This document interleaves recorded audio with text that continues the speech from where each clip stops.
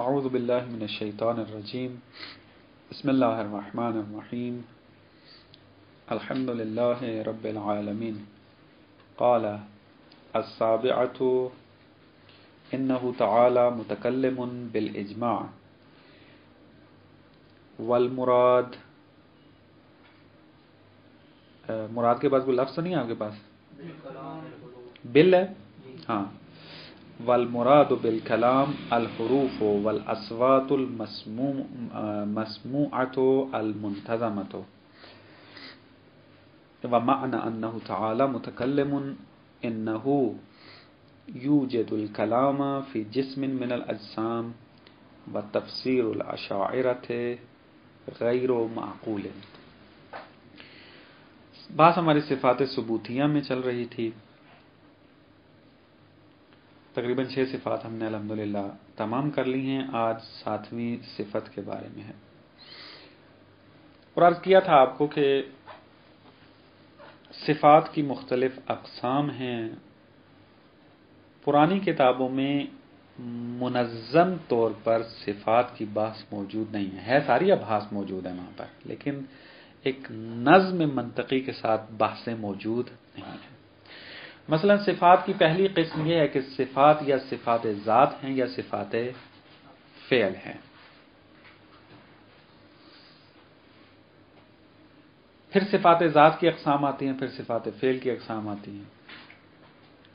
ہونا یہ چاہیے جب بھی علم کلام کی بات ہو، آپ کتاب لکھیں، مقالہ لکھیں، تو اس میں اس طریقے سے جو نظم منطقی ہے صفات کی بات میں اس کو مد نظر رکھیں. اب مثلا ہم یہ جو صفت پڑھنے جا رہے ہیں 7ویں صفت جو کہ متکلم ہونا ہے، اس کے بارے میں مکتب تشیع کا جو نظریہ ہے وہ یہ کہ یہ صفت فعل ہے، صفت ذات نہیں ہے. خوب اگر کوئی انسان باب ہادی اشر پڑھ رہا ہو اور ان باتوں کی طرف توجہ نہ ہو تو یہ ایک ردیف کے اندر اتنی صفات کا ذکر ہونا اس بات کا وہم انسان میں ڈالتا ہے کہ یہ تمام صفات ایک ہی مرتبے والی ہیں. جس طریقے سے علم کی مرتبہ ہے صفات کے اندر، متکلم ہونے کا بھی وہی مقام ہے، حالانکہ فرق ہے. علم صفت ذات ہے. صفت ذات کی یہ خصوصیت ہوتی ہے کہ وہ عین ذات ہوتی ہے اور قدیم ہوتی ہے، اور صفات فعل زائد بر ذات ہوتے ہیں اور حادث ہوتے ہیں. لہذا آپ اگر یہ نظم منطقی کیسے ہے معاصرین کی کتابوں کا مطالعہ کریں گے تو آپ کو یہ مطالب مل جائیں گے. پرانی کتابوں میں اس طرح کی تنظیم جو ہے وہ کم ملتی ہے، لیکن بعد میں پھر آہستہ آہستہ یہ بحثیں منظم ہونا شروع ہوئیں، اور پھر اس طریقے سے مثلا آپ الہیات آغا سبحانی کو اگر اٹھا کر دیکھیں تو اس میں اس قسم کی ترتیب موجود ہے. اور اس کے علاوہ آغا مصباح کی کتاب جو ہے، اور اس کے علاوہ بھی دوسری کتابیں جو لکھی جا چکی ہیں. خوب یہ ایک نقطہ تھا جو آپ کی خدمت میں عرض کی. بات یہاں پر ہماری یہ ہے کہ خدا بند متعال متکلم ہے، اس بات میں تو کسی بھی فرقے کا اختلاف نہیں ہے، حتیٰ کسی بھی دین کا اختلاف نہیں ہے. مسیحیت، یہودیت، اسلام اور جتنے بھی ہیں وہ خدا کو متکلم مانتے ہیں. اختلاف ہے تفسیر کے اندر، جس طرح کہ باقی صفات میں بھی ایسے چلا آ رہا تھا. ارادہ کی نفی کوئی نہیں کرتا، علم کی نفی کوئی نہیں کرتا، قدرت کی نفی کوئی نہیں کرتا، لیکن اختلاف کہاں چلا آ رہا تھا؟ تفسیر میں. ہر صفت میں تفسیر کے اندر اختلاف تھا. یہاں بھی ایسے ہی ہے. متکلم ہونے سے مراد کیا ہے؟ خوب اس کے اوپر ہم نے بات کرنی ہے. جناب فاضل مقدار نے انتہائی خوبصورتی سے اس بحث کو 4 مرحلوں میں تقسیم کیا ہے. واقعاً خوبصورت ترتیب ہے.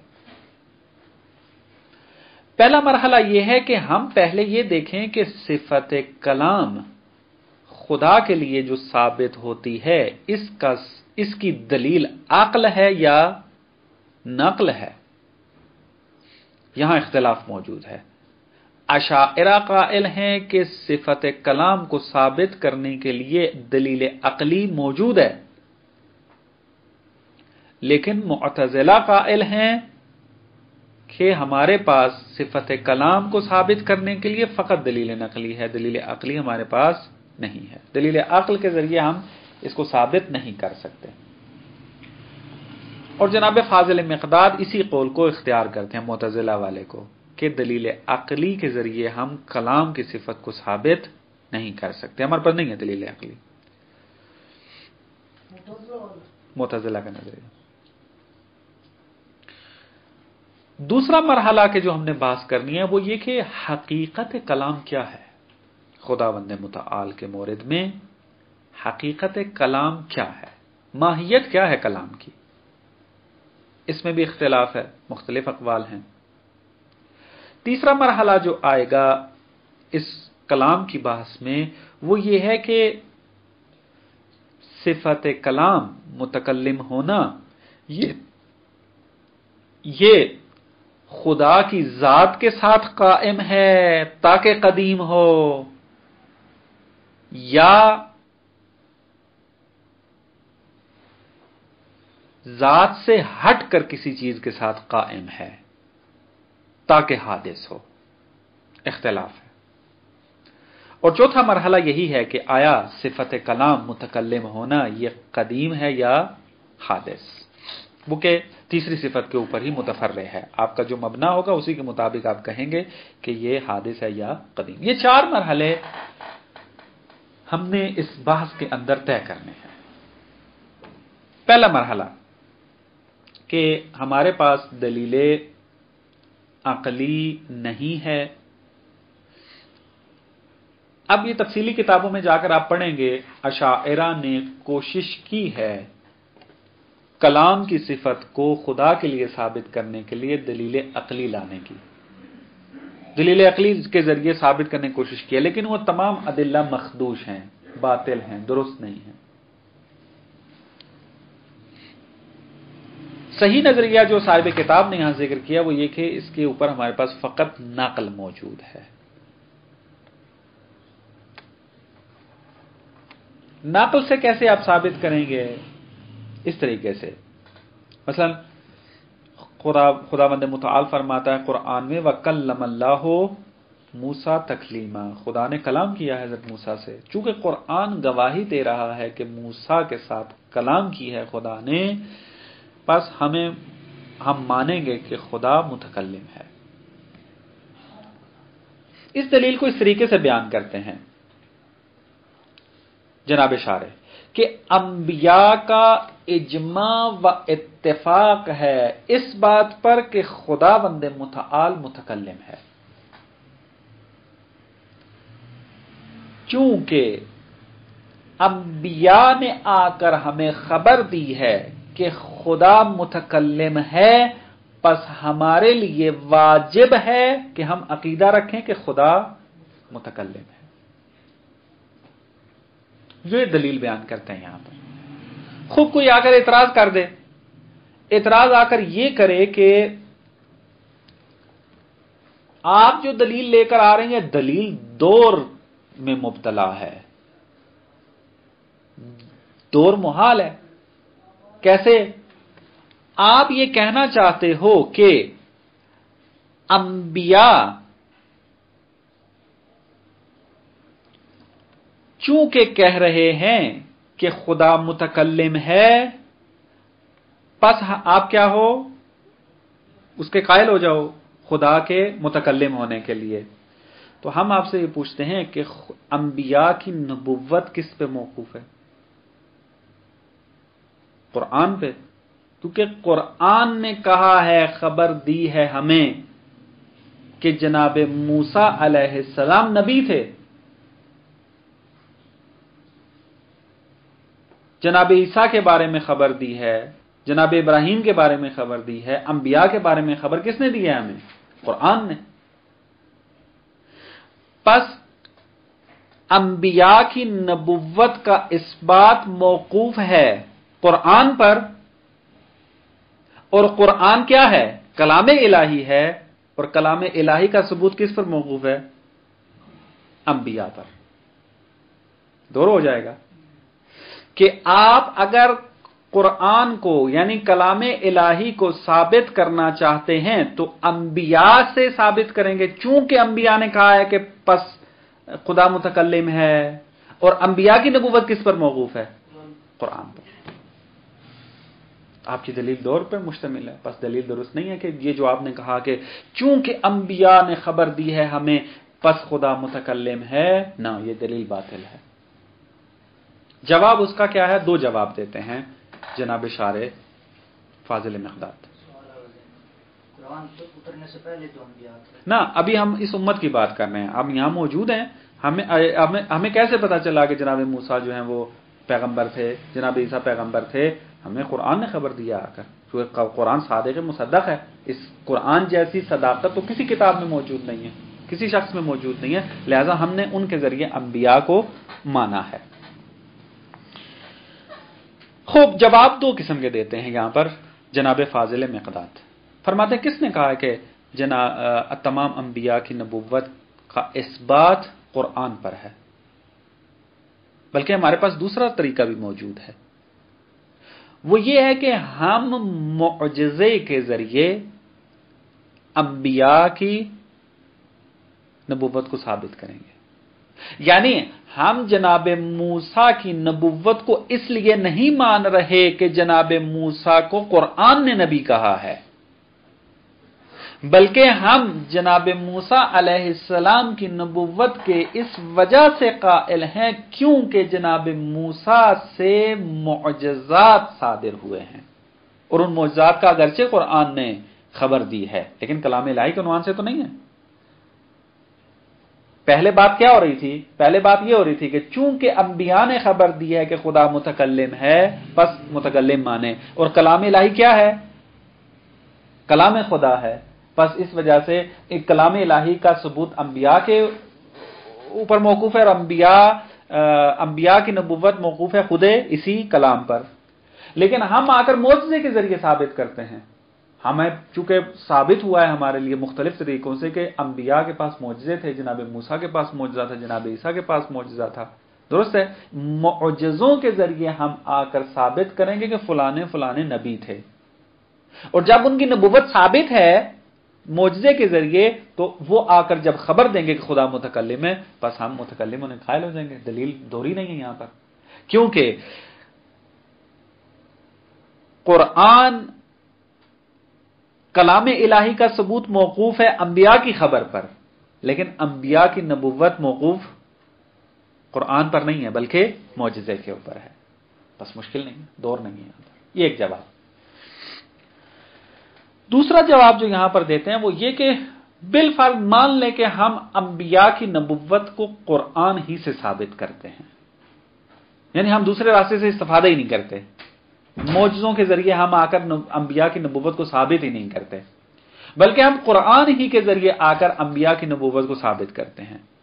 لیکن ہم قرآن سے انبیاء کی نبوت کو اس طرح نہیں ثابت کر رہے کہ قرآن چونکہ کلام الہی ہے اور اس کے اندر آیا ہے کہ موسیٰ نبی تھے لہذا ہم اس کی نبوت کے قائل ہیں، اس طریقے سے نہیں ہم وارد ہو رہے، بلکہ ہم اس طریقے سے ثابت کرنا چاہ رہے ہیں قرآن چونکہ معجزہ ہے، درست، اور یہ معجز نما حقیقت جو ہے، معجز جو ہے، یہ معجزہ جو ہے یہ کہہ رہا ہے کہ جناب موسیٰ نبی تھے لہذا ہم قبول کر رہے ہیں، یعنی قرآن کو بے عنوان معجزہ دلیل بنا رہے ہیں اور اس کے ذریعے آ کر انبیاء کی نبوت کو ثابت کر رہے ہیں، بس کلام پر موقوف نہیں ہے۔ قرآن کو ہم بے عنوان کلام الہی مد نظر نہیں رکھ رہے، قرآن کو بے عنوان معجزہ دیکھ رہے ہیں۔ حیثیت فرق کرتی ہے، دلیل میں اتنا ہی کافی ہوتا ہے، آپ حیثیت کو اختلاف میں لے جائیں تو آپ کی دلیل جو ہے وہ درست ہو جائے گی۔ اگر آپ دلیل کے اندر قرآن کو کلام الہی کے عنوان سے آخذ کریں تو دور لازم آئے گا، لیکن آپ اسی قرآن کو اگر معجزے کے عنوان سے اخذ کریں دلیل کے اندر تو دور لازم نہیں آئے گا، کیونکہ معجزے کے ذریعے آپ نبوت کو ثابت کریں، نہ کہ کلام الہی کے ذریعے. درست ہے؟ اگرچہ وہ بعد میں ثابت ہوگا کہ وہ کیا ہے، کلام الہی ہے. بس یہ دو دلیلیں ہیں، یا تو ہم انبیاء کی نبوت کو معجزے کے ذریعے ثابت کریں گے، یا کیا ہے، ہم قرآن کو بے عنوان معجزہ لے کر نبوت کو ثابت کریں گے. خوب کوئی آ کر سوال کرے کہ ہو سکتا ہے کہ خدا جو ہے کلام خدا کا ہو اور آپ جو ہے اس کو تقسیم کر رہے ہوں کہ معجزہ اور غیر معجزے کے اندر، آیا ممکن ہے؟ جواب اس کا ہے ممکن ہے. خدا نے معجزہ اپنے تمام کلام کو کہا ہے یا قرآن کو کہا ہے؟ قرآن کو کہا ہے. قرآن کے بارے میں کہا ہے کہ فَأْتُوا بِسُورَةٍ مِّن مِّثْلِهِ، لیکن حدیث قدسی کے بارے میں کہا نہیں کہا. حدیث قدسی بھی کلام الہی ہے، لیکن حدیث قدسی معجزہ نہیں ہے، لیکن قرآن معجزہ ہے. بس ہم قرآن کو بے عنوان معجزہ لیں گے، نہ کہ بے عنوان کلام الہی. بس کوئی یہ اگر اعتراض نہ کرے کہ آیا ممکن ہے کہ کلام الہی کو معجزے سے آپ جدا کر دیں؟ ممکن ہے، جیسا کہ مثال دی آپ کو. حدیث قدسی کلام اللہ ہے لیکن معجزہ نہیں ہے. قرآن معجزہ بھی ہے اور کلام اللہ بھی ہے. بس ہم حیثیت معجزہ کو لے لیں گے دلیل کے اندر، کلام اللہ کی طرف نظر نہیں کریں گے نبوت کو ثابت کرنے کے لیے. بات واضح ہو گئی ہے؟ بس یہ دلیل ہو گئی کہ ہمارے پاس دلیل جو ہے کلام کو ثابت کرنے کے لیے وہ نقل ہے، اور نقل کو کیسے دلیل بنے گی؟ چونکہ انبیاء کا اجماع و اتفاق ہے، انہوں نے خبر دی ہے کہ خدا متکلم ہے. اس طرح یہ پہلا طریقہ تھا. دوسرا پھر یہ تطبیق کر لیں عبارت کی، پھر آپ کو بیان کرتا ہوں. اقول من جملۃ صفاتہ تعالی کونہ متکلما، صفات خداوند متعال میں سے ایک صفت یہ ہے کہ خدا متکلم ہے. وقد اجمع المسلمون علی ذلک، اور مسلمان کا اتفاق ہے اس بات پر کہ خدا متکلم ہے. واختلفوا بعد ذلک فی مقامات اربعہ، 4 مقامات میں انہوں نے اختلاف کیا ہے اتفاق کے بعد. یعنی کلام مانتے ہیں لیکن اس کی تفسیر میں 4 مقام میں اختلاف کرتے ہیں. پہلا اختلاف کہاں ہے؟ الاول فی الطریق الی ثبوت هذه الصفہ، اس صفت کو ثابت کرنے کا ہمارے پاس راستہ و طریقہ کیا ہے؟ فقالت الاشاعرہ هو العقل، اشاعرہ کہتے ہیں عقل ہے. وقالت المعتزلہ هو السمع، اور معتزلہ قائل ہیں کہ وہ دلیل نقلی ہے. دلیل نقلی کون سی ہے؟ وَهُوَ قَوْلُهُ تَعَالَى وَكَلَّمَ اللَّهُ مُوسَىٰ تَكْلِيمًا. وَهُوَ الْحَقُ، شارح فرماتے ہیں حق معتزلہ کے ساتھ ہے. لِعَدَمِ الدَّلِيلِ الْعَقْلِ، چونکہ کلام والی صفت کو خدا کے لیے دلیل عقلی کے ذریعے ثابت نہیں کیا جا سکتا. وَمَا ذَكَرُوهُ دَلِيلًا، اشاعرہ نے جو دلیل عقلی ذکر بھی کی ہیں، لیس بتام، وہ دلیلیں قابل قبول نہیں ہیں، وہ دلیلیں تام نہیں ہیں، ان کے اوپر اشکالات وارد ہیں کہ آپ تفصیلی کتابوں میں رجوع کریں گے وہاں پر. اب دلیل کو بیان کرتے ہیں. وقد اجمع الانبیاء علی ذلک، انبیاء کا اجماع و اتفاق ہے کہ خدا متکلم ہے. اب یہاں پر وہ اشکال مقدر ہے، یعنی اشکال اپنی طرف سے یہ اس کا جواب ہے کہ آپ کی دلیل دور ہے، دور آپ کے لیے بیان کر دیا ہے. اس دور کا جواب اس عبارت میں ذکر کر رہے ہیں. وَثُبُوتُ نَبُوَّتِهِمْ غَيْرُ مَوْقُوفٍ عَلَيْهِ، فرماتے ہیں کہ نبوت کا ثبوت موقوف نہیں ہے اس کے اوپر، یعنی کس کے اوپر؟ قرآن پر. لِإِمْكَانِ الْإِسْتِدْلَالِ عَلَى النُّبُوَّةِ بِغَيْرِ الْقُرْآنِ مِنَ الْمُعْجِزَاتِ، کیونکہ ممکن ہے ہمارے لیے کہ ہم نبوت پر استدلال کریں قرآن کے بغیر، یعنی قرآن کے ذریعے نبوت کو ثابت نہ کریں بلکہ قرآن کے بغیر ہم کس ثابت کریں؟ کس سے؟ من المعجزات، معجزوں کے ذریعے انبیاء کی نبوت ثابت کر دیں. بس ہماری دلیل دور پر مشتمل نہیں ہے. دوسرا جواب، او بالقرآن، یا ہاں ممکن ہے استدلال کرنا نبوت کے اوپر قرآن ہی کے ذریعے. لیکن لا من حیث انہ کلام، نہ اس اعتبار سے کہ قرآن کلام اللہ ہے، بل من حیث انہ معجزہ، بلکہ اس اعتبار سے کہ وہ معجزہ ہے۔ معجزے کو ہم دلیل میں لے کر آئیں گے اور انبیاء کی نبوت کو ثابت کر لیں گے۔ خوب، سوال یہ اٹھتا ہے، آیا ہو سکتا ہے کہ کلام اللہ ہو اور معجزہ نہ ہو؟ کہتے ہیں ولا شک فی تغیر المعجزین، دو معجزوں میں فرق بھی نہیں ہے، ایسے دو معجزے یعنی کلام اللہ اور قرآن کے درمیان کوئی فرق، تغیر جو ہے وہ اس میں کوئی مشکل نہیں ہے، کوئی شک نہیں ہے۔ پس جب کلام اللہ اور قرآن کے درمیان فرق ہو سکتا ہے، قرآن کلام اللہ ہوتے ہوئے معجزہ ہے، لیکن کلام اللہ بعض اوقات معجزہ نہیں ہوتا، جب اس تغیر میں کوئی شک نہیں ہے اور پس ثابت ہو گیا کہ ہم قرآن کو بے عنوان معجزہ دلیل میں اخذ کر کے انبیاء کی نبوت کو ثابت کر دیں گے، جب نبیوں کی نبوت ثابت ہو جائے گی تو انبیاء ہمیں آ کر کہہ رہے ہیں کہ خدا متکلم ہے، فَيَجِبُ إِثْبَاتُهُ، پس صفت کلام کو ثابت کرنا واجب ہو جائے گا، چونکہ انبیاء نے خبر دی ہے ہمیں، اور انبیاء کی نبوت ہم نے معجزے کے ذریعے ثابت کی ہے۔ یہ پہلا اختلاف تھا اور اس کا جواب اور تحلیل۔ الثانی، دوسرا مرحلہ، یہ کلام کی ماہیت کیا ہے؟ خدا اگر متکلم ہے، کیا معنی خدا متکلم ہے؟ یہاں پر اشاعرہ اور امامیہ و معتزلہ کے درمیان اختلاف پایا جاتا ہے۔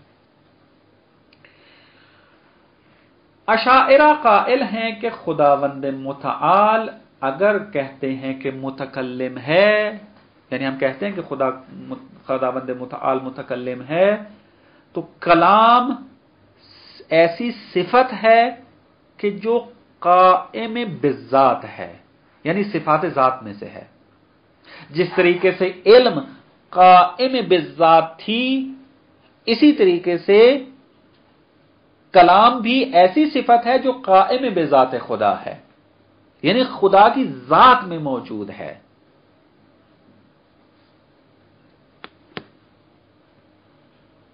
لیکن وہ جو کلام کے جو ذات الہی میں موجود ہے، وہ ایسا کلام ہے کہ جو فرق کرتا ہے علم سے بھی، قدرت سے بھی، حروف سے بھی، اصوات سے بھی۔ یعنی نہ تو وہ صفت کلام جو خداوند متعال کی ذات میں موجود ہے، وہ نہ تو علم شمار ہوتی ہے، نہ تو ہم اس کو قدرت کہہ سکتے ہیں، نہ تو ہم اس کو حروف کہہ سکتے ہیں، اور نہ ہی ان کو اصوات و آوازیں کہہ سکتے ہیں۔ کلام میں آواز ہوتی ہے۔ اس کا نام معتزلہ نے، اشاعرہ نے رکھا ہوا ہے کلام نفسی۔ کلام نفسی کو سمجھانے کے لیے میں آپ کو ایک مثال عرض کرتا ہوں۔ کہنا کیا چاہتے ہیں اشاعرہ؟ میں ابھی جو گفتگو کر رہا ہوں، اس گفتگو کرنے سے پہلے میرے ضمیر کے اندر یہ مطالب موجود تھے۔ اب آ کر جب میں اس مقام پر آیا اور مباحثہ کرنا شروع کیا، اب وہ مافی الضمیر کہ جو میرے ضمیر میں موجود تھا، جس کو میں نے پہلے اپنے اندر ایجاد کیا تھا، اس مافی الضمیر کو اب الفاظ کے ذریعے بیان کر رہا ہوں۔ اشاعرہ قائل ہیں کہ جو مافی الضمیر آپ کے اندر ہے وہ کلام نفسی ہے۔ کلام نفسی یعنی نفس کا کلام جو آپ کے اندر موجود ہے، اور یہ جو حروف و اصوات کے ذریعے کلام موجود ہوتا ہے، یہ حقیقت میں کلام نہیں ہے، بلکہ کلام کا ظہور ہے۔ آپ حروف و الفاظ کے ذریعے کلام نفسی کو ظہور عطا کرتے ہیں، ظاہر کرتے ہیں اپنے مافی الضمیر کو۔ حقیقت میں کلام کیا ہے؟ کلام نفسی ہے۔ کہتے ہیں کہ پس جب آپ کو انسان میں کلام نفسی کی حقیقت سمجھ میں آ گئی تو آپ سمجھ لیں گویا کہ خداوند متعال کی ذات میں بھی اسی قسم کی حقیقت ہے۔ کہ خداوند متعال کو جب ہم متکلم کہتے ہیں تو اس کا معنی یہ ہے کہ خدا کی ذات میں وہ حقیقت موجود ہے، جس طرح کہ مافی الضمیر میں موجود ہوتی ہے، اور پھر اس کو اظہار جو ہے وہ اصوات و حروف کے ذریعے کیا جاتا ہے۔ اب خدا اصوات و حروف تو نہیں رکھتا، کیونکہ حروف وہاں ہوتے ہیں، الفاظ ادا وہاں کیے جاتے ہیں کہ جہاں پر انسان کے مخارج موجود ہوں، جہاں پر گلا اور منہ موجود ہو، اور یہ جسم کا خاصہ ہے، اور خدا جسم و جسمانیت سے پاک ہے۔ پس کلام اس معنی میں کہ وہ حروف ہوں، وہ الفاظ ہوں، وہ اصوات ہوں، آوازیں ہوں، یہ خدا کے معنی میں ہم نہیں کہہ سکتے معنی۔ پس انہوں نے اس مسئلے کو حل کرنے کے لیے کلام کی ایک الگ قسم نکال دی بیچ میں،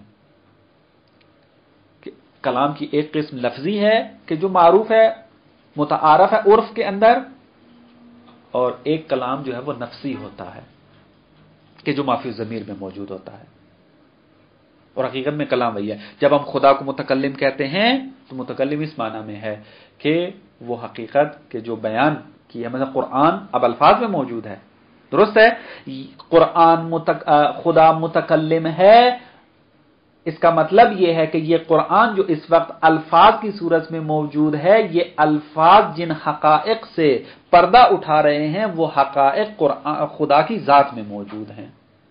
چونکہ قرآن کی حقیقت خدا کی ذات میں موجود ہے، پس اس اعتبار سے ہم کہیں گے قرآن کے خدا کیا ہے؟ متکلم ہے۔ بات سمجھا سکا ہوں یا نہیں؟ خوب، یہ ایک ہے کلام نفسی۔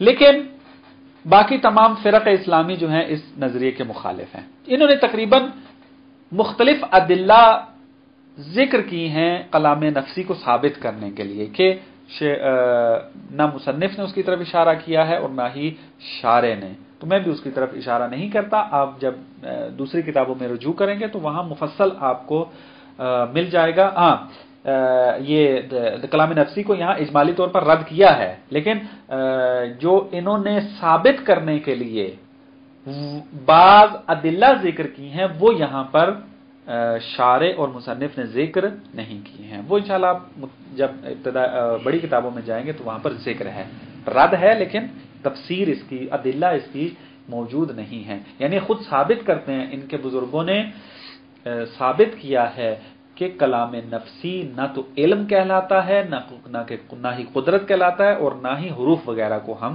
کلام کہہ سکتے ہیں۔ اور انہوں نے پھر وہ فروق ذکر کیے ہیں مختلف، اور 4 وجوہ تقریباً ذکر کی ہیں کہ جس میں ثابت کرتے ہیں، 4 دلیلیں ذکر کی ہیں جس میں ثابت کرتے ہیں کہ کلام نفسی نام کی حقیقت ہے۔ لہذا آپ تفصیل وہاں جا کر پڑھیں گے۔ خوب، امامیہ قائل ہے، معتزلہ بھی اسی طریقے سے قائل ہیں کہ خداوند متعال کو جب ہم متکلم کہتے ہیں تو اس کا مطلب اشاعرہ والا نہیں ہے، بلکہ اس کا مطلب یہ ہے کہ خدا متکلم ہے، یعنی خدا اجسام میں الفاظ، اصوات و حروف کو ایجاد کر دیتا ہے۔ اوجد الکلام فی الاجسام،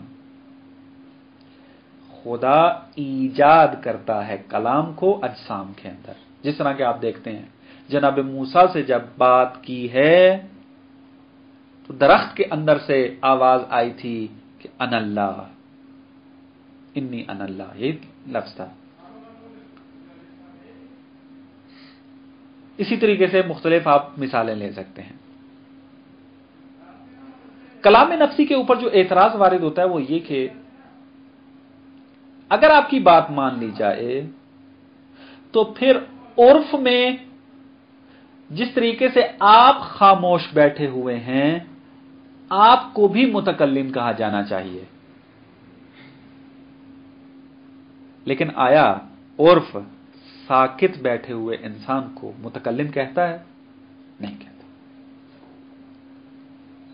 بہترین ایک اور مثال، اگر اشاعرہ کی تفسیر کلام نفسی والی مان لی جائے کہ حقیقت میں کلام نفسی ہے اور کلام نفسی کی وجہ سے ایک ذات کو متکلم کہا جا سکتا ہے، تو پھر عرف میں جس کی زبان کٹی ہوئی ہو، جو گونگا ہو پیدائشی اعتبار سے یا کسی بھی اعتبار سے، اس کو متکلم کہا جانا چاہیے، چونکہ وہ کم از کم ما فی الضمیر میں مطالب تو رکھتا ہے، فقط بیان نہیں کر پا رہا، لیکن حقائق تو اس کے ما فی الضمیر میں موجود ہیں۔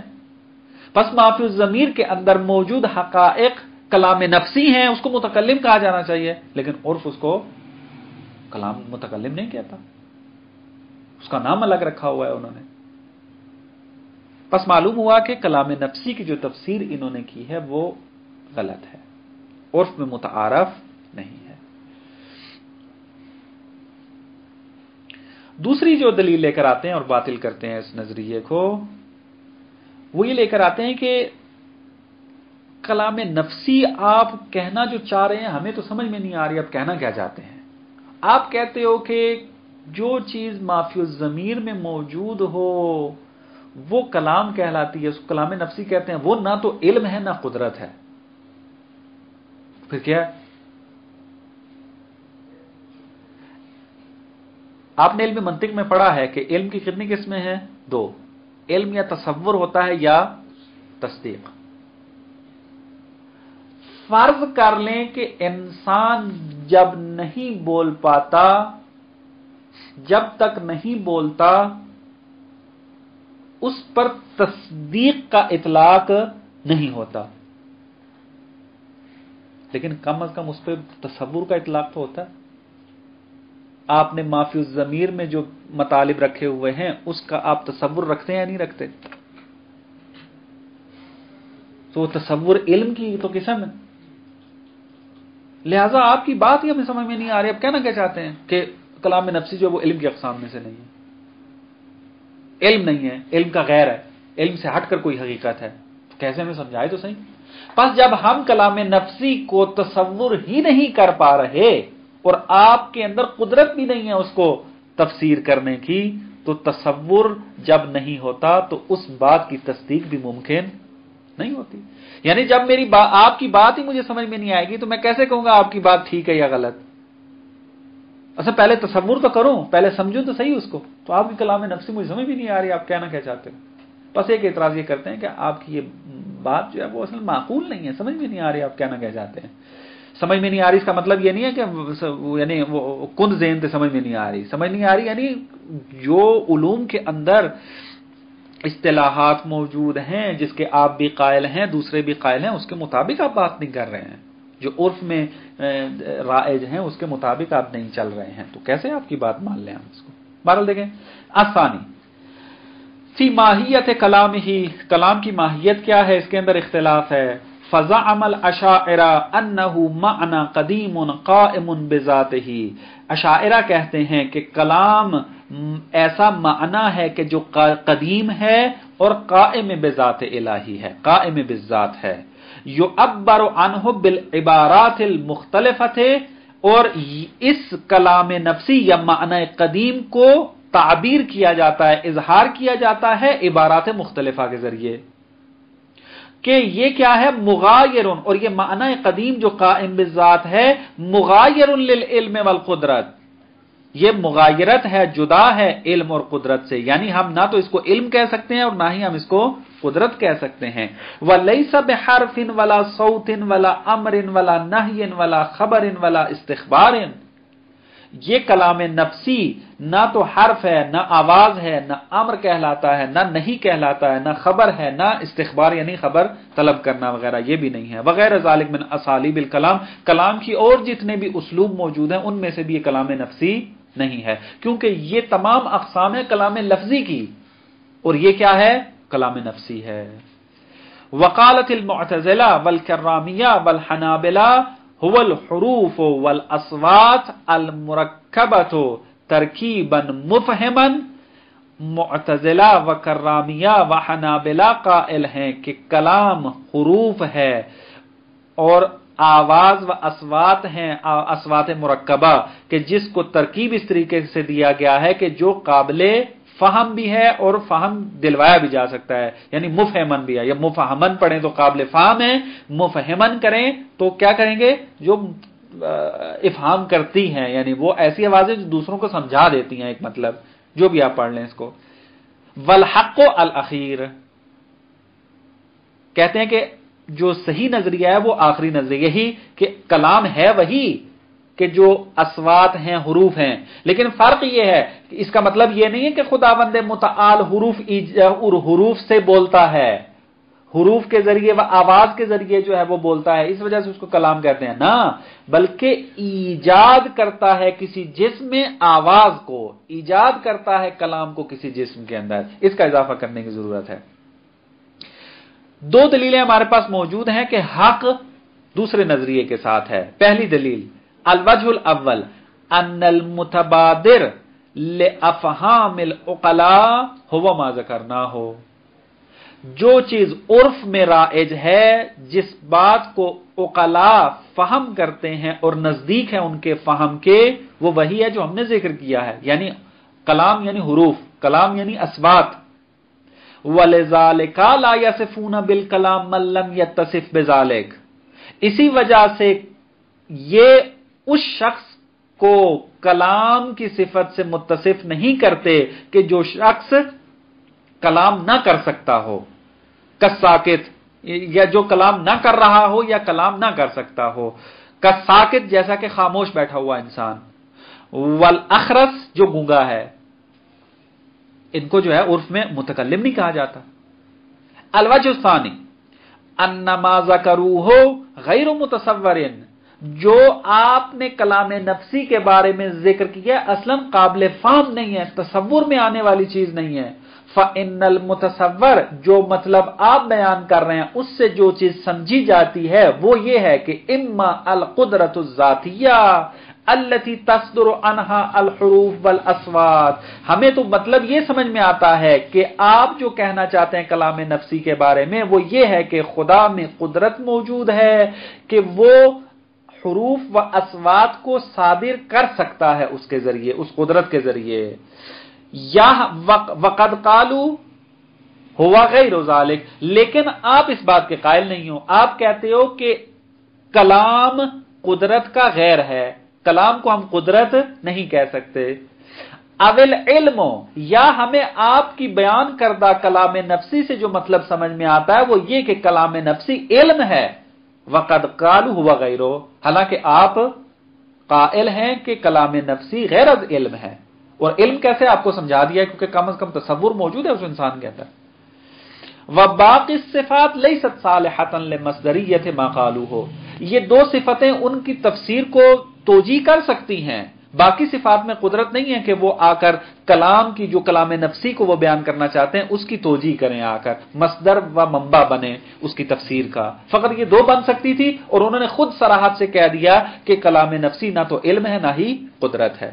وَإِذَا لَمْ يَكُنْ مُتَصَوَّرًا، پس جب ایک کلام سمجھ میں نہ آ رہا ہو، متصور ہی نہ ہو، لم يصح اثباتہ، تو اس کو ثابت کرنا بھی صحیح نہیں ہے، یعنی ممکن نہیں ہے. کیوں؟ اذ التصدیق مسبوق بالتصور، کیونکہ تصدیق تب کی جاتی ہے کہ جب انسان تصور کرے اس مطلب کے بارے میں، اور ہمیں کلام نفسی کے بارے میں کوئی تصور حاصل نہیں ہو رہا تاکہ ہم تصدیق کر سکیں. یہ دو اختلاف آپ کی خدمت میں عرض کر، اس کے بعد تیسرا اختلاف جو تھا وہ بعد میں انشاءاللہ. والسلام علیکم.